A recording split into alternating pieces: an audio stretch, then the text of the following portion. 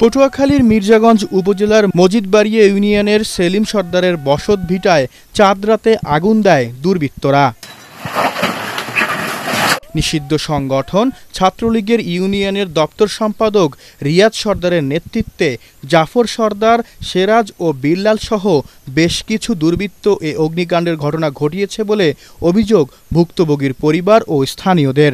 বিল্লাল একজন, শহীদ একজন, সেরাজ একজন, ঠিক আছে, হারা গুন্ডা গুন্ডা লইয়া আমার ভাইরে কোপাইছে।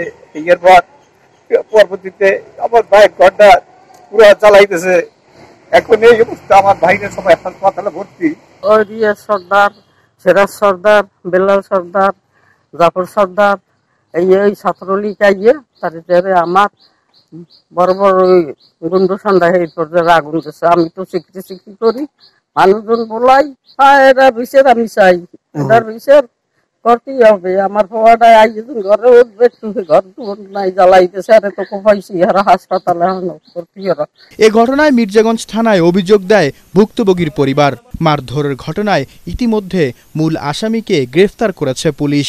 আগের দিন মারামারি হয়েছিল, ওই সংক্রান্ত একটা অভিযোগ দেখালো, ওইটা মামলা রুজু হয়েছে। ওই মামলার 1 নম্বর আসামি সালাম দেখছি। সারা দেশে যে অগ্নিকাণ্ডের ঘটনা ঘটেছে তার বেশিরভাগই নিষিদ্ধ ছাত্রলীগের নেতারাই করেছে বলে মনে করছেন স্থানীয়রা। সরকারকে প্রশ্নবিদ্ধ করতে এমন কর্মকাণ্ড যেন আর না করতে পারে, সেজন্য পুলিশকে আরও সতর্ক থাকার অনুরোধ জানান তারা।